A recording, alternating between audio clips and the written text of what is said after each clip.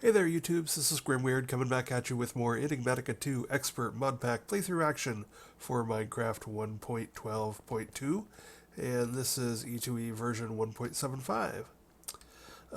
So things have been going on. What I've accomplished in the last couple days includes I went ahead and made some awakened Draconium mystical agriculture seeds.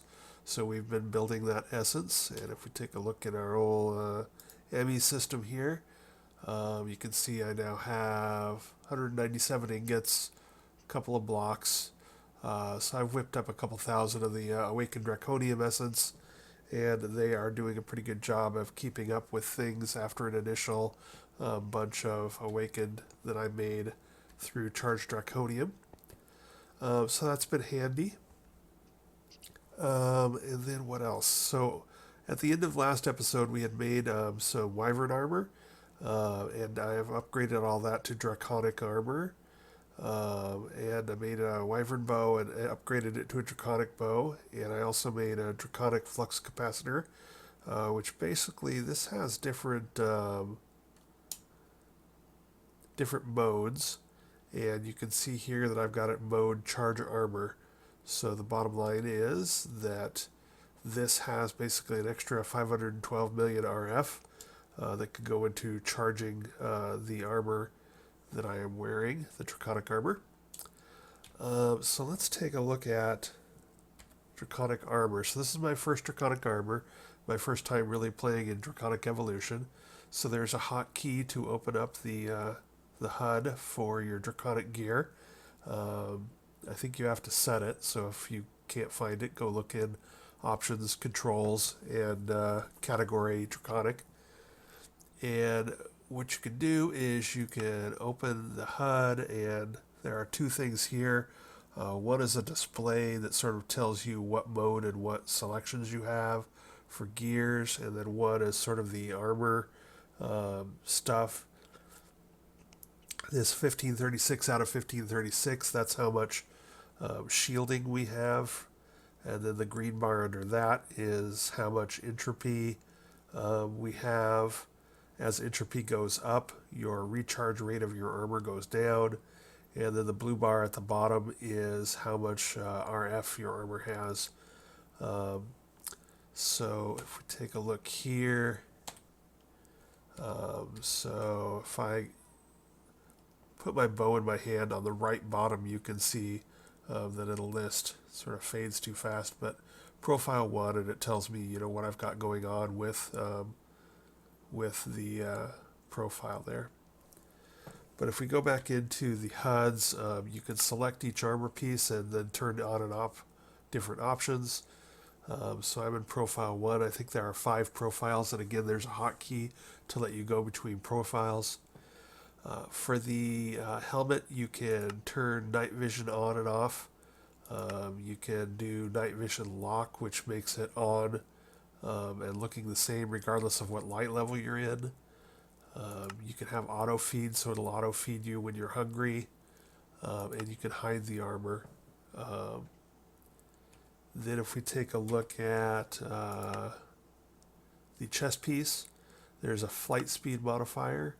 Allows you to adjust the speed boost applied by this armor while flying. Since these pieces are made with angel rings, you automatically have creative flight from this armor. So I was able to put my old angel ring in the ME system as a backup. Flight lock makes flight always on, so I currently have that off. Hide armor. Inertia cancellation means you don't drift to a stop. Basically, as soon as you stop moving when you're flying, so boom, stop. So I don't coast to a stop like you do with normal flight.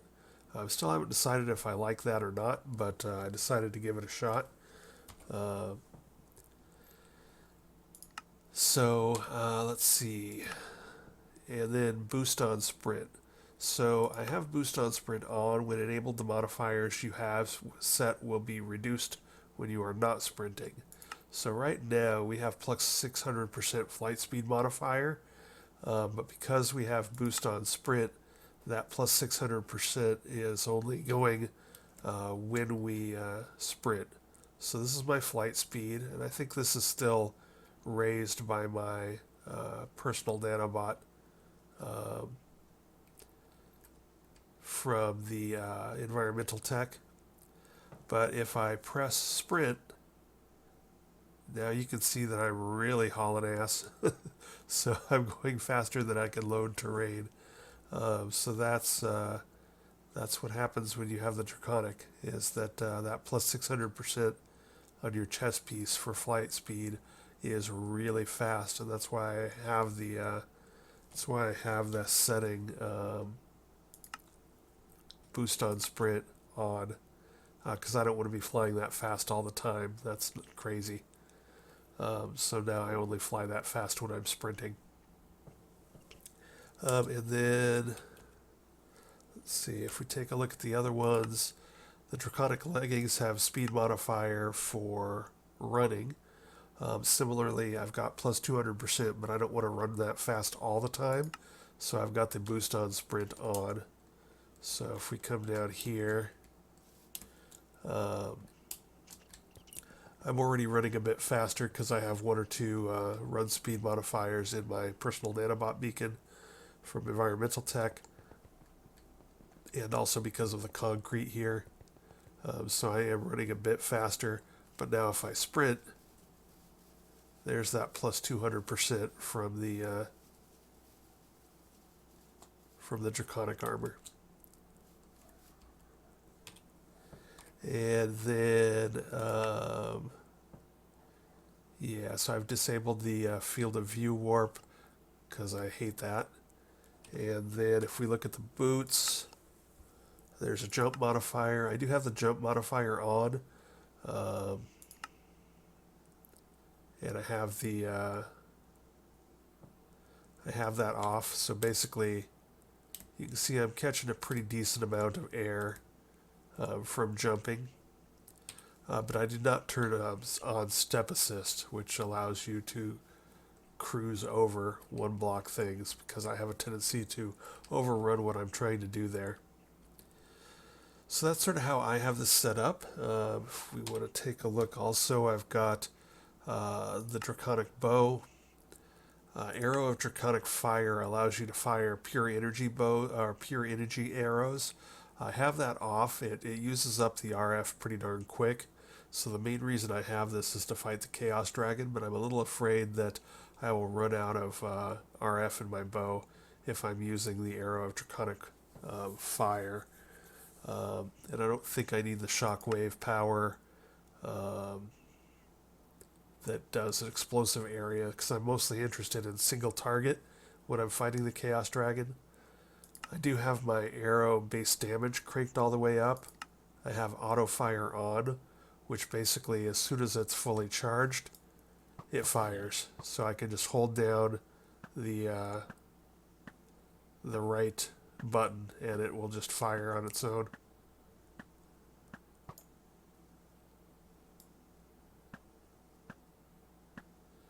So that's pretty cool. And I completed Sniper Duel.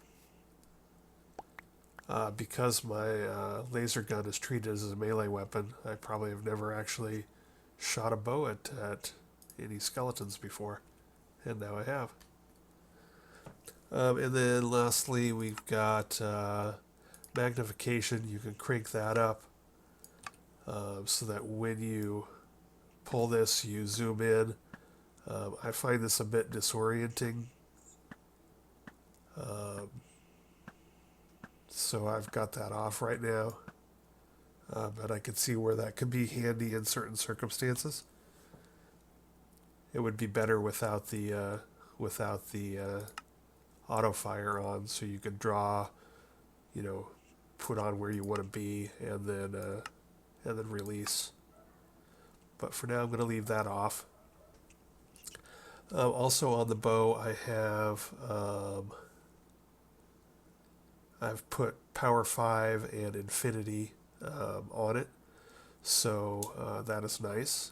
That allows me to not use the arrows of Draconic Fire. I can basically have Infinity for ultimate arrows, or for infinite arrows. And I got power 5 on it for more damage. So that is hopefully going to be our Chaos Dragon Killer. If I can't do it with the laser guns, so I might still just try and shoot the thing with my laser gun and then switch to this if things look ugly. Let's see. The charge on this is slowly going up from the player interface, but that just doesn't seem to be fast enough for me to worry too much about it. But I'll let that recharge. The last piece of Draconic gear that I have is the Draconic Flux Capacitor. This is basically just an extra 512 million RF to add to my armor. So I've got it in mode Charge Armor. And there are other modes. I haven't really played around with this much. But let's see what happens here. Charge held items. Charge armor and held items. Charge all. Inactive. I think I'm probably going to leave that on charge armor, but that did quickly top off my bow. And now this is having to get recharged. Talking about charging this stuff, I actually got this as a quest reward, I believe, but the energy infuser from Draconic Evolution, you can plop stuff in there and it charges things really quick.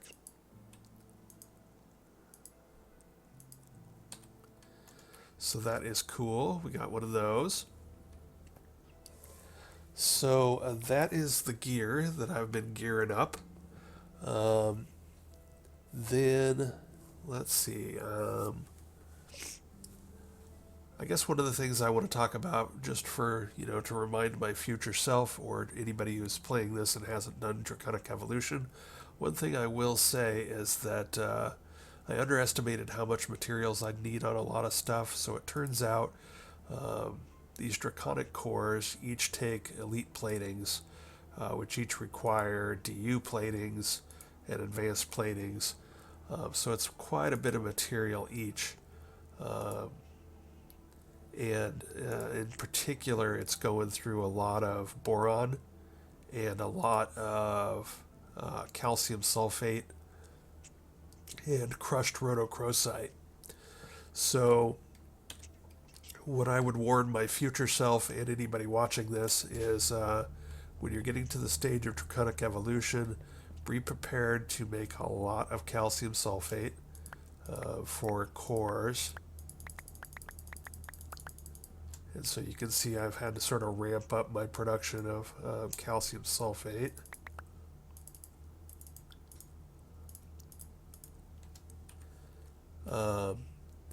And then also fluorite is needed for that. So one of the things I did to get more fluorite, or that stuff, if we look at that, it basically comes from a couple different areas. It comes from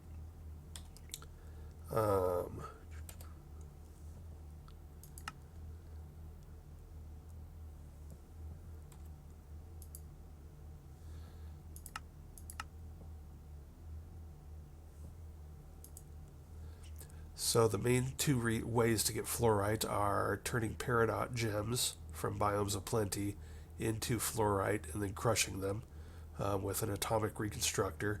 So one good way to get a lot of peridots would be something like sieving for them. And then another way to get crushed fluorite is a rock crusher for crushing diorite.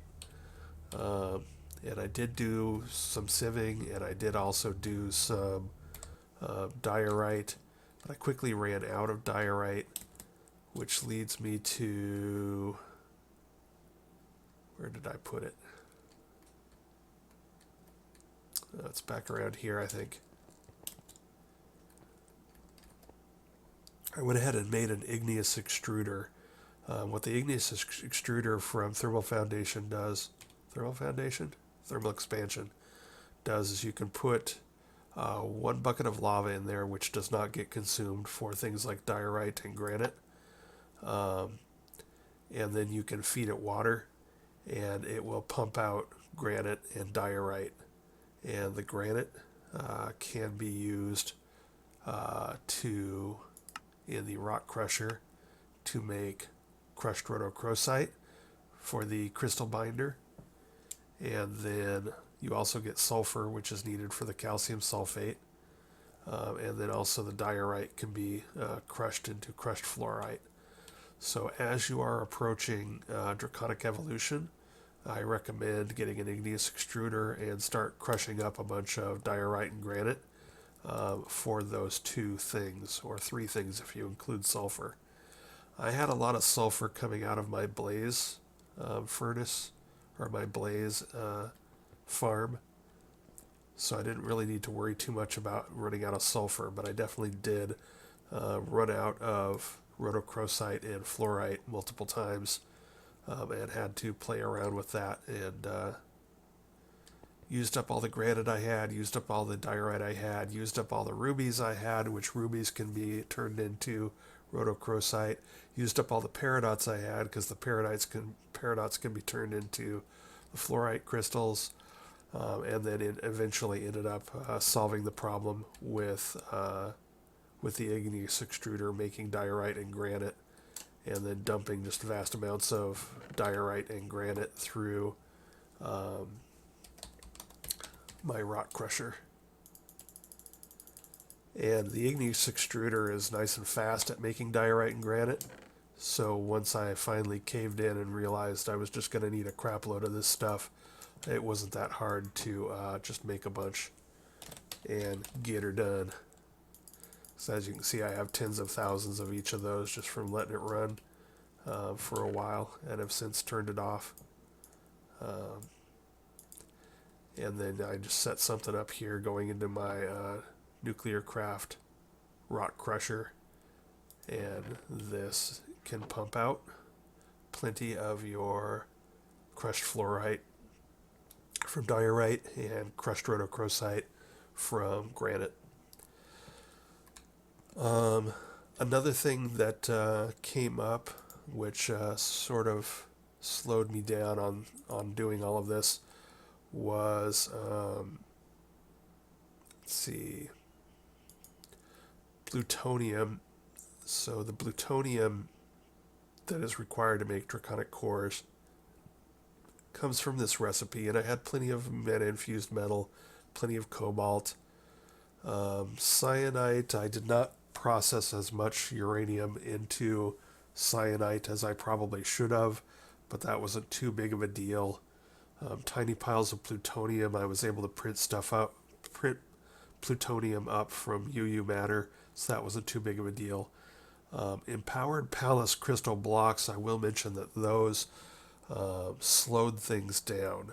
So when it comes to making these, it's all fine and good to make a few draconic cores, and then wait for your empowerer to make an empowered Palace crystal block. However, it's slow. So when you want to make 200 draconic cores and you need like 50 or something empowered Palace crystals, it's slow. I did have to go raid a couple, actually I had to go raid several slime islands for congealed slime blocks. And then it was just a matter of waiting time for the empowerer to process those. So the calcium sulfate and the fluorite and the rhodochrosite were sort of material things. Just putting enough Palace crystals through the empowerer was a time sink. So I would want to call up some draconic cores, and they would take forever because this thing is slow at making them. Now the Draconic Fusion Core can... Did I successfully start that?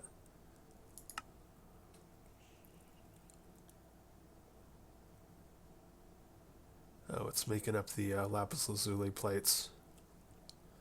But yeah, anyway, as it goes through this, I mean, it's got to go 30 recipes through this thing, and this thing is not particularly fast. This Empowerer is not particularly fast. Now, you can also program those Empowerer recipes into your Fusion Crafting Core, but I didn't get around to that. Basically, once I realized that that I was gonna need a bunch of empowered palace blocks, I just went ahead and crafted them ahead of time. So like I'm crafting these 30, so they'll be there and ready to go if I need to make more stuff. And so that was sort of a slowdown because you use a lot of these Draconic cores. I've probably made at least 1,000 of them, possibly more, because you not only use these in recipes, but then 3 of them are required for each Wyvern core, and then you use a bunch of those in recipes, and then 4 Wyvern cores are required for each Awakened core. So basically each Awakened core is like a dozen Draconic cores. So you end up using a whole crap load of this recipe. So that's just something to be aware of as you're moving into there, especially the Crystal Binder and the Boron and the yeah, that was the ones that hit me the most. Boron, you use quite a bit of boron, so I had to both do some sieving of crushed netherrack gravel, compressed netherrack gravel to get more nuclear craft ores, and then I've also set up my industrial foregoing laser base with gray laser lenses, which are good at pulling boron up. So you can see they are moving along, and boom, there's some more boron. So I have these guys with the speed upgrade 1 and 2, energy upgrade 1 and 2. They have lots of power going into them, and we are pumping through lots of that. So I needed to do a little extra work to get enough boron to keep all these Draconic cores coming together.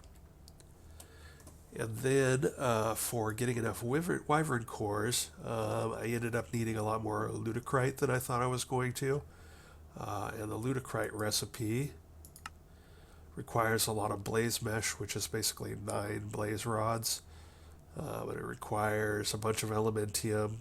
Fortunately, I had a lot of Elementium from my recycling, my arc furnace that's recycling armor drops.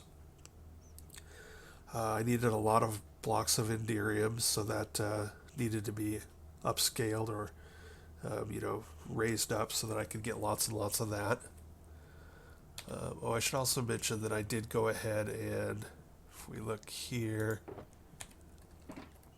I did go ahead and add all 4 boron armor pieces to my arc furnace recycling. So now my mob farm is sending all 4 boron armor pieces over to my arc furnace to be repaired in the powered diamond anvil and then broken down into, here you can see I've got a little over 2 stacks of boron here. And that's something that if I'd realized just how much boron I was going to be using, I would have probably from the start been recycling all the boron armor. Originally I was trashing it because I didn't think I would need that much of it. But yeah. So anyway, that's my take-home message from moving into Draconic Evolution, is that you need a lot more Draconic cores than I initially guessed, which means a lot more boron, a lot more calcium sulfate, a lot more rhodochrosite, and a lot more fluorite than I originally guessed. So there's been a lot of like, oh, I want to make this. Oh crap, I need 40 Draconic cores.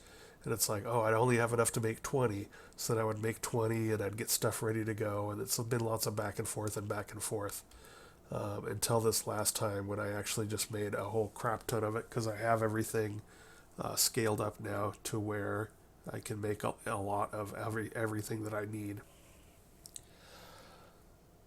Enough about that. So singularities, that was another thing we were working on. We needed singularities for angle sight, and also for our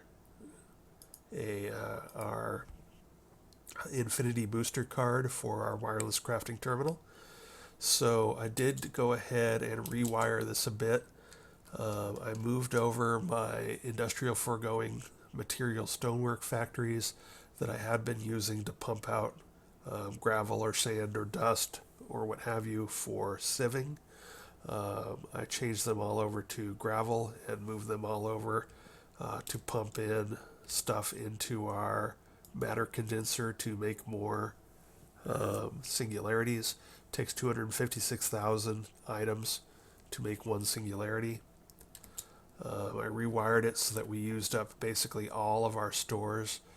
We had something like 15 sextuple compressed cobblestone. So I changed all the wiring here to pump all of that out in cobblestone form into here. And then I also rewired our cobblestone generation here, our extra utilities cobblestone generation, wired that straight into the matter condenser. But that has allowed me to get plenty of singularities over the last couple days. So we can throw those two away and, singularities. Yes, I've got 43 singularities, which is probably more than I will ever need now, considering that I have already made 26 Anglicite. And just as a reminder, the Anglicite requires all of these clathrates and all of these environmental tech gems, and then all of these Ender IO crystals, and then a quantum entangled singularity, which is basically taking one singularity, blowing it up with some Ender dust and some tiny TNT to split it in two. And so each of those singularities can make 2 Anglicites. But I have 26 left over, and I have the 4 we need for our creative fluid tank. I've also reserved the 4 awakened cores that we need and the 4 ultimate catalysts. So basically all we are waiting on is a chaos shard to make the last piece. The chaotic core is going to be the last piece that we need for our creative fluid tank, which will then give us infinite amounts of molten metals and other liquids. So that's going to be very, very nice. But for that we need the Chaos Dragon, and so that's why I've been concentrating on the Draconic Armor. I've also upgraded each of the pedestals up to Draconic tier because we needed that for some of our recipes. And I've been working on upgrading our Draconic gear. So I'm going to pause here and go get a drink, and I'll be right back, and we'll talk about Draconic upgrades, and we'll do some upgrading of the armor that we have here to finalize our preparation for the Chaos fight. Be right back. Alright, I am back, and let's talk about upgrades. So I've already put some upgrades on our Draconic gear. So if we mouse over them and hit Control, you can see that I've got RF capacity upgrade Wyvern tier for RF capacity, shield capacity, and shield recovery. And then if we go on down, I've got the same thing for the Draconic chest plate. And for the leggings, I've got the same thing. I'm not going to update the movement speed because I already move sort of obscenely fast. And the same thing for the Draconic boots, RF capacity, capacity, and shield recovery. And then you can also see I've got Last Stand and Aqua Affinity and Protection 4 on all of them. Block Reach on the chest plate, things like that. Protection 4, etc. Depth Strider, Aqua Affinity, all the good stuff on there. And then on our Draconic Flux Capacitor, I've already upgraded it to Wyvern RF capacity. And then for the bow, I've got RF capacity, Wyvern level, and then arrow damage, arrow speed, and draw speed is all at Wyvern level.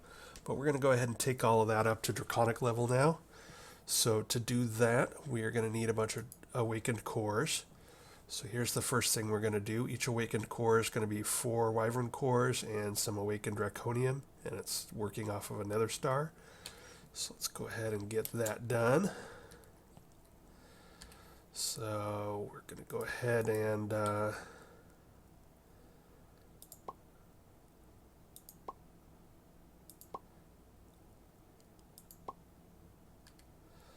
throw all of that stuff up in there.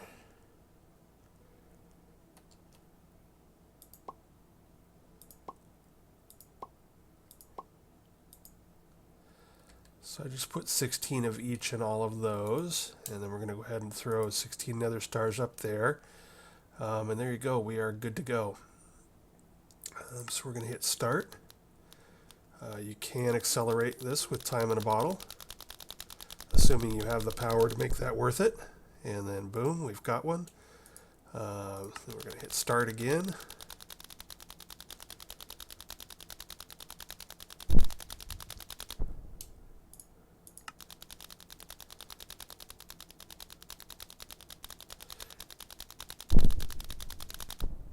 And of course you can arrange this with something that will suck the item out of there, so you could do this without standing here.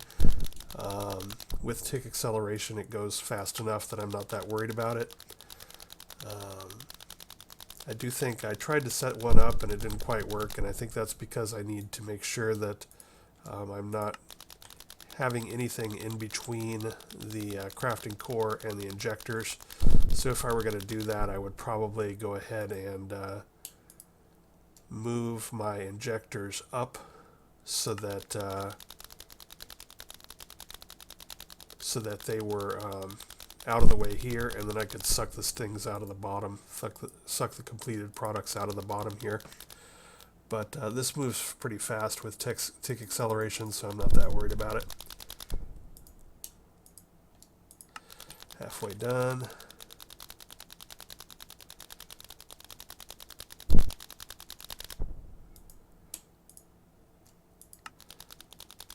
So then what I'll do is I'll go ahead and show you one or two of the upgrade crafting, and then I'll do the rest off camera.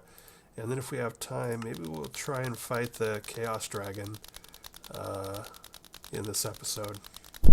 I've never done that, so I'm a little nervous about it, but I think once we get all of this upgraded to Draconic tier, I think we'll be geared up enough to do it just fine. It's just a question of, will I know what I'm doing well enough to avoid any pitfalls.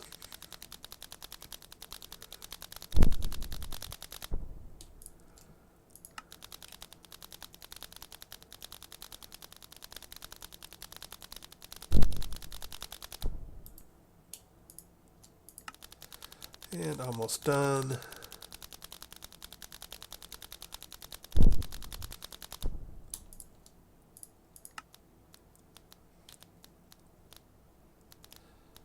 So basically, while we're waiting for this last one, how the upgrades work here is that there are these upgrade keys, and the upgrade keys basically dictate what kind of upgrade you're trying to do. So if we hover over those and hit U and look at the uses for them, so this is the upgrade key for shield capacity that you can put on your armor. So that would raise this number down here of 1536 shield to higher levels. You craft one of these. If we click on that, it's not too hard to make. It does take more Draconic cores.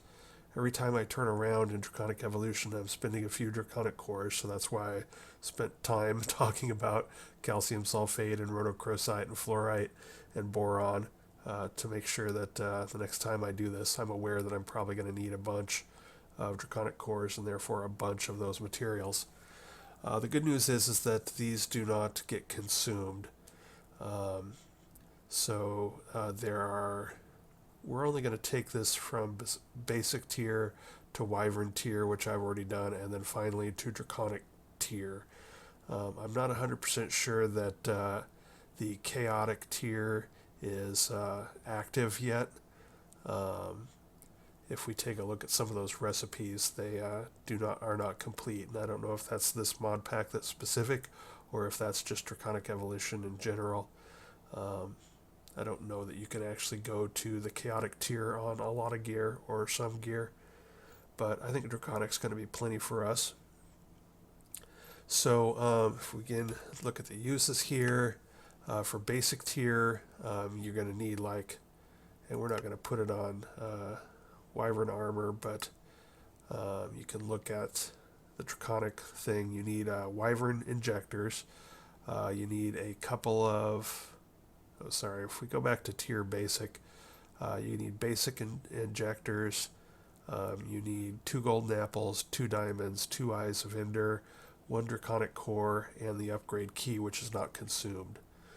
And then to go up to Wyvern tier, it cost me 2 nether stars, 2 draconic cores, 2 emeralds, 1 wyvern core, and again the upgrade key, which was not consumed. So I was able to use 1 upgrade key 8 times to take the shield capacity up on all 4 pieces of my Draconic Armor from nothing to basic to wyvern. And we're going to use them again to go to Draconic, which we can look at here. And so this time we're going to be using 2 nether stars, 2 wyvern cores, 2 blocks of emerald, and awakened core, which is why we just made a bunch of awakened cores. And for the last time, hopefully, our upgrade key. And then, as I was just mentioning, chaotic, there's nothing here. There's no recipe here for that, so I don't think we can do that, at least not now or not in this mod pack. So let's do one of these. What we've got in the way of upgrades are we've got the shield recovery, which is basically how quickly your shields recharge. A shield capacity, how big your shields are. RF capacity, for how much RF your armor or tools or weapons will hold. And then since we're working with a bow, we've got arrow speed, arrow damage, and draw speed. And then we're also going to go ahead and put on our Draconic Flux Capacitor, we're going to put RF capacity on that as well. So let's go ahead and take one of these and get started. So let's see, let me pull out what we need here. So we're going to have, I'm going to pause here and gather all we need so I can load up all of the injectors at once. Be right back. Okay, I've got everything we're going to need. So we're going to make 16 upgrades, I think. So we've got 16 awakened cores, plus we'll be using all of these keys. Then we've got 16 and 16 for blocks of emerald, 16 and 16 for nether stars, and 16 and 16 for wyvern cores. So we'll go ahead and load this stuff up.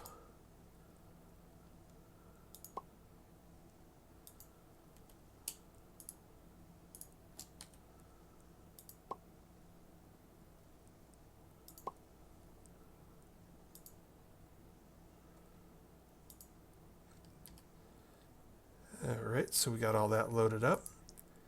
And let's go ahead and start off with our armor. So the first thing we're going to do is these 3 guys on our helmet. So helmet, and then we're going to put, let's go ahead and do this one. So we're putting shield capacity on our helmet. We've got our 2 nether stars, our 2 wyvern cores, our 2 blocks of emerald and awakened core, and our reusable shield capacity core. We're going to go ahead and crank that up.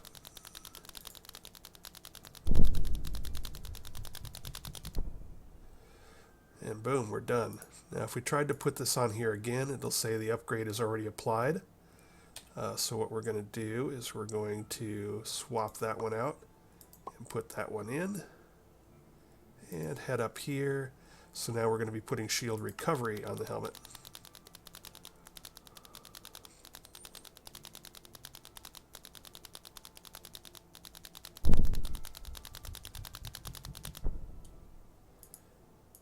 And then last but not least, we're going to go ahead and put RF capacity on our helmet.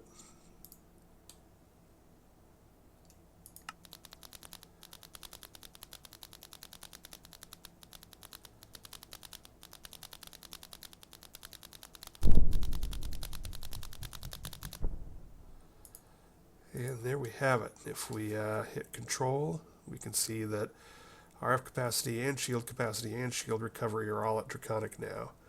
And we went from roughly a charge of 128 million probably up to 256 million.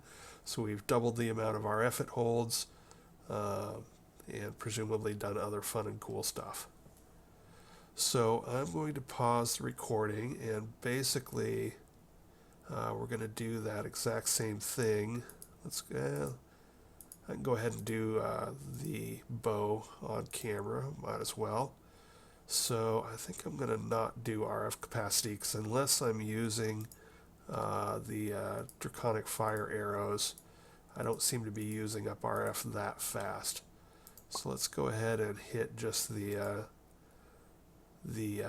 arrow speed, arrow damage, and draw speed. So we'll get these started up.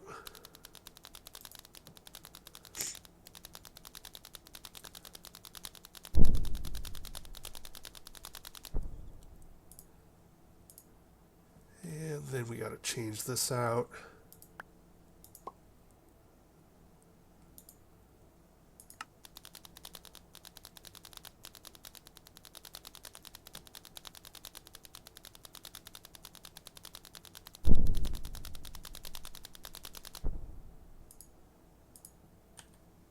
And lastly but not leastly, we'll put that one in.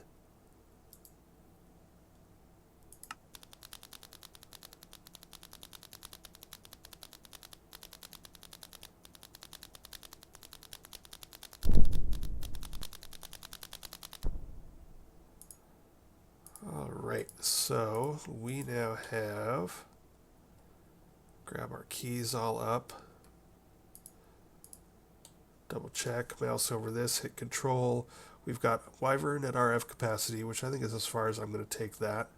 And then we've got Draconic for arrow damage, arrow speed, and draw speed. So we should be good to go there. So let's take a look real quick.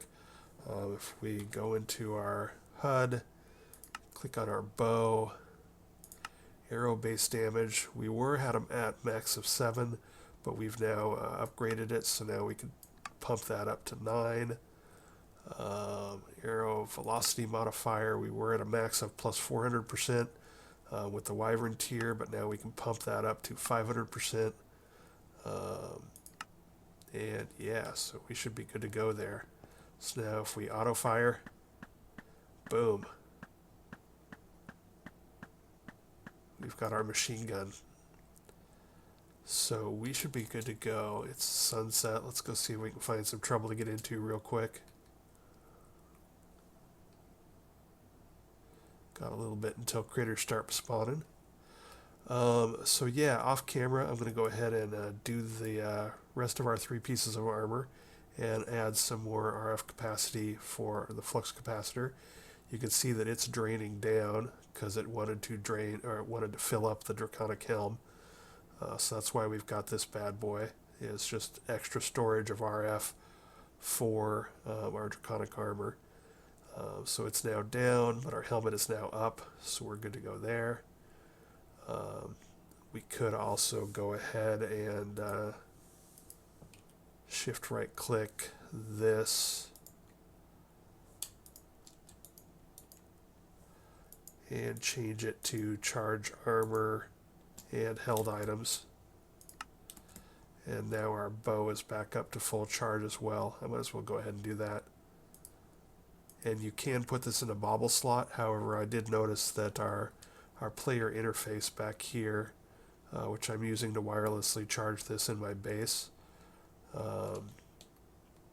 If we go here, this bad boy, the Actually Editions player interface, you can see here that we're climbing up slowly on charge here. but it didn't seem to notice it if it was in a bobble slot. So if I put it here, yeah, see, it's not charging up. So that's why I've been leaving this in my inventory, so that it charges up while I'm in my base. But yeah, let's go.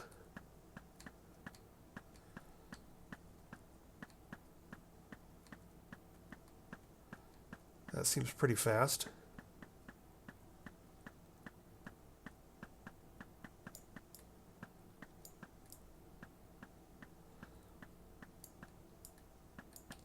Let me go ahead and throw this on here. I want to see how much energy we're using up. So we're at 366 million. Let's just sort of fire this for a bit and see what it does to our charge. Just going to hold it down and spray arrows everywhere for a bit.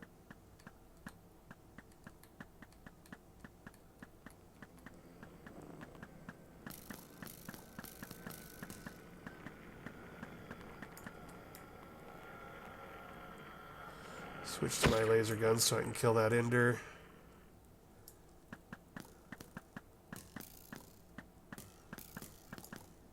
Alright, and then 342. So all of those arrows I sprayed on, we went from 366 charge to 342. So yeah, we're not using up stuff very fast with this bow. So I'm not going to worry too much about upgrading its RF capacity anymore. That might be a mistake, but hey, at some point I just want to go kill the Chaos Dragon. And again, we can always recharge that a bit faster. If we come here to our energy infuser and plop that up there, and boom. Alright, so off camera, I'm going to go ahead and finish upgrading. We've got this upgraded. I need to upgrade this with RF capacity, and I need to upgrade the other 3 armor pieces. And then I think we'll be about geared up for our Chaos Dragon fight, which is both exciting and nerve-wracking. Mostly just because I don't want to die out there and have to try and do a corpse recovery. So that would suck. Yeah, so I'll be back in a moment when I have everything upgraded. Alright, everything is all upgraded.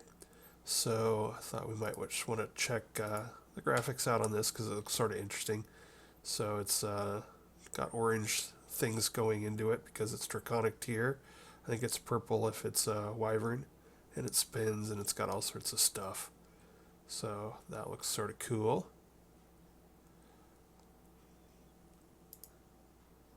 So now that's charged, and then this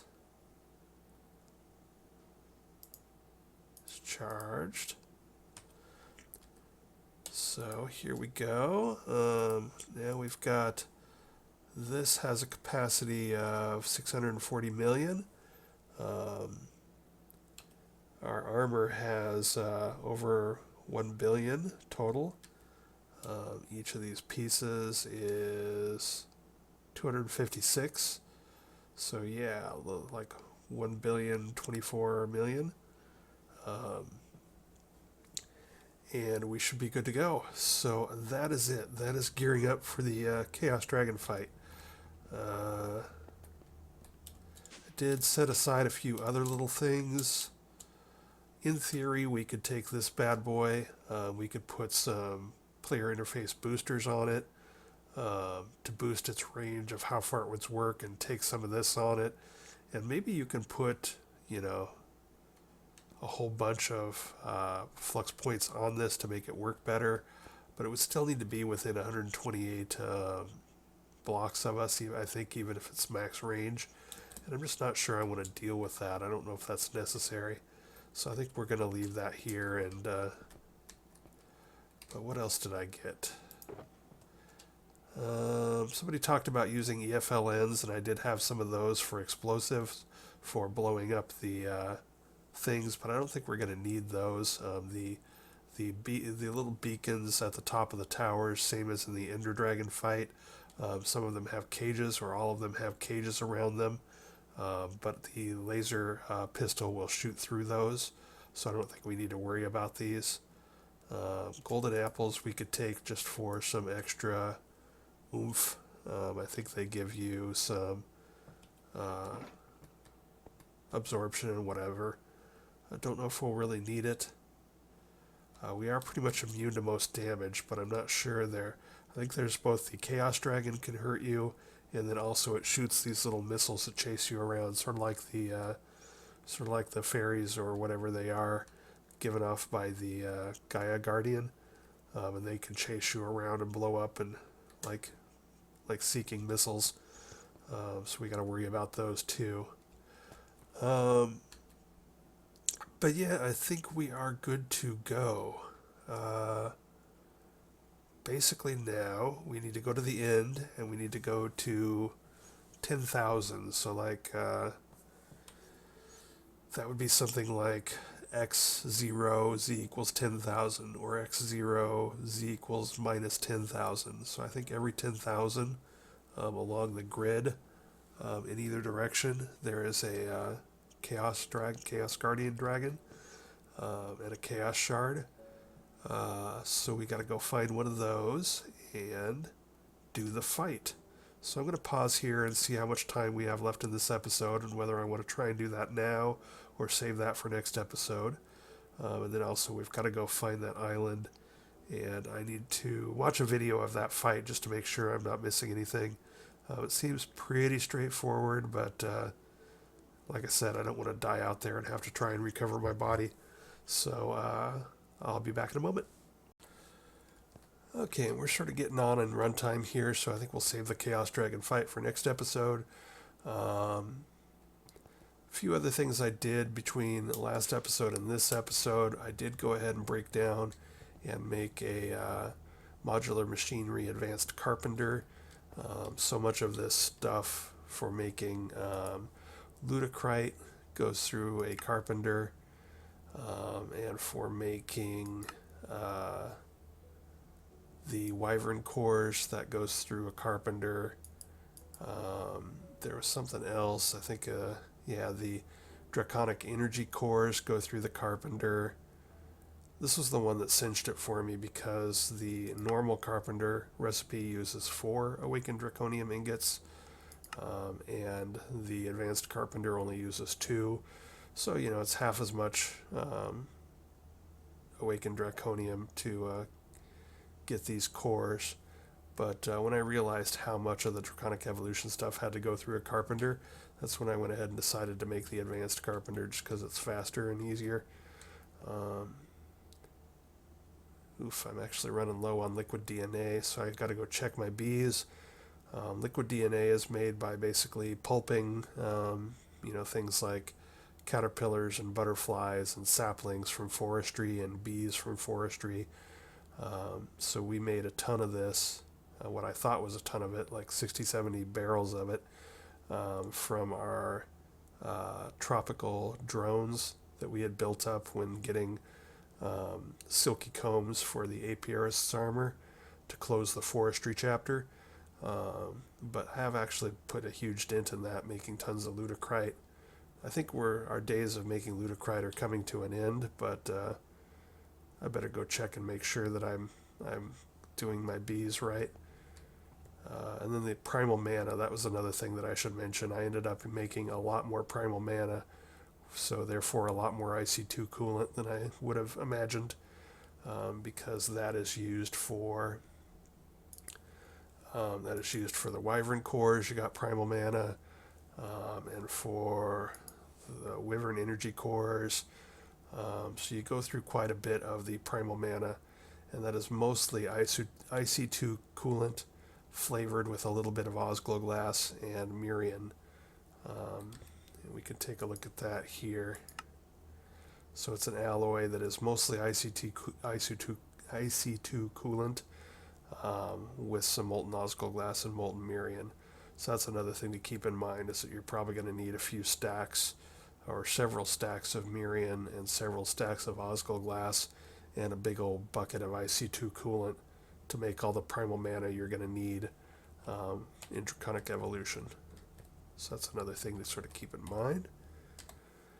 For the liquid DNA for the Ludicrite, let's go see what's going on with my bees up here. This may be full. Yeah, they're full. So we're going to pull this stuff out so that they get back to work. Here's a couple of stacks of drones. Here's a couple more stacks of drones.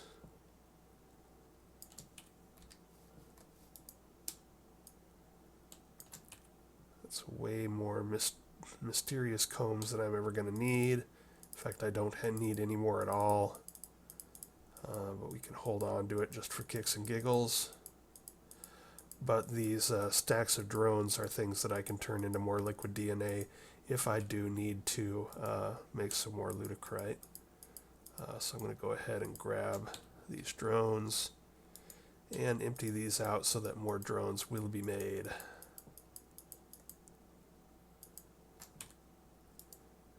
There we go. And if you'll recall from a couple episodes back, I did alter my ender bees to make them fertile ×4, so they do make an awful lot of drones. Cool. So we got lots of drones there. That is good.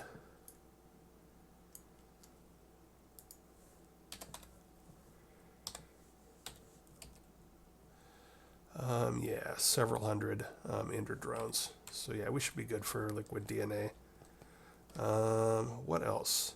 I did go ahead and make the Infinity Booster card for our wireless terminals. That is good fun. So I can now access my drive from anywhere. If we take a look at that,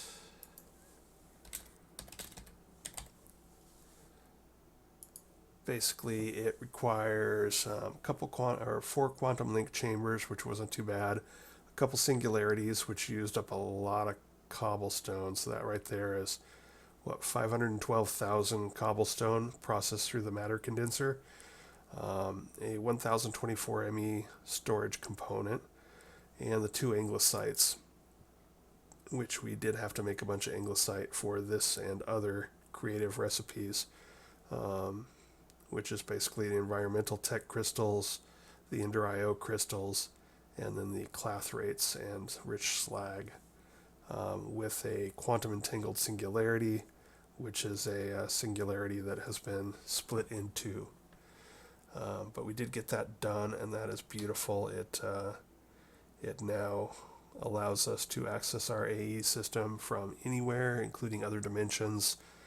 So that's a beautiful thing. What else? I think I showed it already, but we are just about ready to do our creative fluid tank, which has got me very excited. All we're left waiting for is that chaotic core that we'll be able to get once we kill the chaotic dragon or chaos guardian. And with that, I think we're going to call it an episode. A lot of good stuff. We've got our armor totally jacked up, dialed up to 11. So we should be good to go. We've got the armor. We've got a flux capacitor for even more RF for the armor. We've got our bow. We got some snacks. I think we're ready to roll. So I'm going to research the Chaos Guardian fight, make sure I know what I'm doing. It's pretty much, I think, the Ender fight, except longer and harder, and it hurts a lot. And so when it gets a critical hit on you, I think as long as you have RF armor, you won't die, or RF charge on your armor, you won't die, which is why we went ahead and took this up to Draconic tier to have tons and tons of RF here, and that's why we've got the Draconic Flux Capacitor to have even more RF. In theory, you could probably make another Flux Capacitor. I don't know if you can have more than one on you at once, probably. But I think this will do it. I think this is sort of a standard gear for fighting the Chaos Dragon. We're going to go ahead and start out with the laser gun and shoot all of the little pedestals that protect it. I think those pedestals regenerate in the Chaos Guardian fight as opposed to the Ender Guardian fight. So that's sort of a pain in the ass and can make the fight longer. I think the things those seeking missiles chase you, so you got to keep moving, which is why we're going to probably go ahead and be moving fast. I think we're moving way fast with this armor, so that shouldn't be a problem. I will probably go into the GUI and change my chest piece to boost on sprint off so that I don't have to hold down sprint to move that fast, because on that particular fight I'd rather be moving faster than slower. So this will be our standard speed during the fight, so that'll be good. And our bow is now super fast, so that's going to be cool. So yeah, I think we're ready to go. I've just got to go fly out and sort of make ourselves a safe teleport spot near one of the chaos shards. And then next episode we will attempt to fight it. Once we get one chaos shard, we can scan it into our UU matter system, and then we should be able to print out more. And we have got, let's see, that's 16 buckets of UU matter, and then another 956 buckets of UU matter. So we should then be able to print out all the chaos shards that we need, I think. If not, we might have to end up doing the fight multiple times, but I think we should be fine once we get one crystal. With that, I think I'm going to call it an episode. Thanks for watching. If you have any questions or comments or tips for me, please let me know. Leave them in the comment section. And leave me a like if you're enjoying this and want to see more. Thanks a lot. Bye.